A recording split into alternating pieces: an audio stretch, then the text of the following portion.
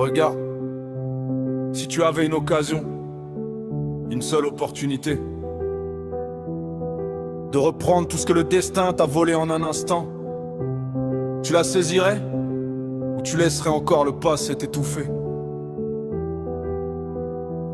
Ses mains tremblent, sa mémoire est une zone de guerre. Il porte un mal génétique, un secret, une croix de fer. Né un 31 mai, sous une étoile qui déraille. Il a grandi en niant que son propre sang est une bataille. Il a vu les couloirs blancs, l'odeur de l'hôpital, mais il fuyait les médecins, refusait le diagnostic final. Puis le piège s'est refermé, l'horreur, le noir complet. Séquestré, enfermé, là où le temps n'existe plus jamais. Il sort de la brisée, au seuil de l'âge adulte. La galère l'attend au tournant avec son lot d'insultes. Il veut s'évader, mais l'esprit est resté en cage, alors il cherche une sortie dans les produits et les breuvages. Tu te perds dans la force de ta propre lignée. Ta famille et le rock, le seul port pour te soigner. Tu n'as qu'une chance, ne laisse pas ton passé te flinguer. Cette vie c'est la tienne, il est temps de tout changer.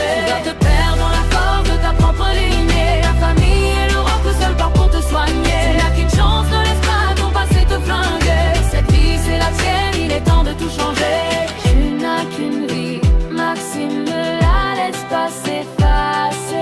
Tu n'as qu'une vie, Maxime, ne la laisse pas s'effacer. La roue devient son wop, la drogue devient sa loi. Une anesthésie forcée pour ne plus sentir l'effroi. Il boit pour oublier les murs, il plane pour fuir la peur. Mais chaque dose est un clou de plus dans la peau du sauveur. Il erre dans la brume, un fantôme de 37 ans, perdu entre les doses et les regrets, étouffant et à frôler le suicide. Le dernier saut dans le vide quand la solitude te bouffe et que le regard est livide. Mais un déclic se fait, une lueur dans le sang, le visage de sa famille, le seul lien encore vivant. Ils ne jugeront jamais, ils sont là dans le froid. Maxime réalise que la sortie c'est leur toit.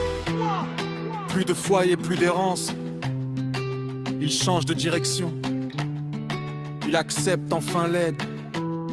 Il brise sa propre prison. Le 31 mai, 4 ans d'arc n'était que l'introduction. Aujourd'hui commence le chapitre de la rédemption.